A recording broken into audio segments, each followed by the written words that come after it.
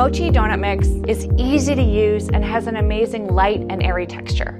To make mochi donuts, prepare donut mix according to manufacturer's instructions. The donut fryer should be attended to before prep starts. First, turn on the hood. Second, turn on the fryer, adding more fat if needed. Set the fryer to 350 degrees Fahrenheit and only fry donuts when that temperature has been achieved. Mochi donuts require specific fryer and hopper settings. The fat needs to be 2 to 2.5 inches deep, and the bottom of the hopper needs to hover 1 to 1.5 inches over the surface of the fat. While it is traditional to use a crinkle cutter like ours, the mix will work in a traditional cake donut cutter as well. Both can be purchased through Dawn Equipment.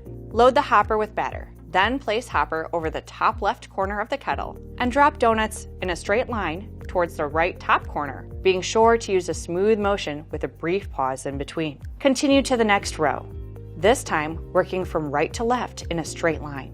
Continually working the fryer in this manner will keep donuts in the same order for flipping and frying. Fry for 10 seconds. Flip using donut sticks, and submerge using a donut screen or a submerger if you have one, and fry for 1 minute.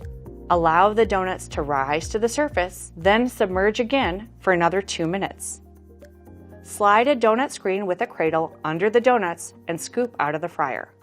Donuts will temp at 200 degrees internally when fried correctly. Let cool for 15 to 20 seconds. Transfer to a glazing screen and let cool completely. First, we're going to dip it in our white flat icing. This donut's unique shape means that you need to be extra careful when dipping. Next, we'll top it in chocolate cream cookies.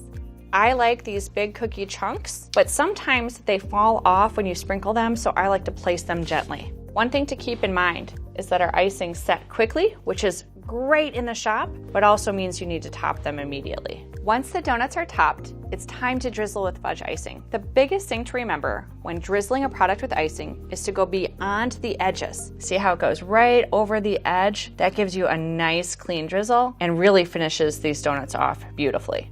For recipes and more inspiration, check out the description below.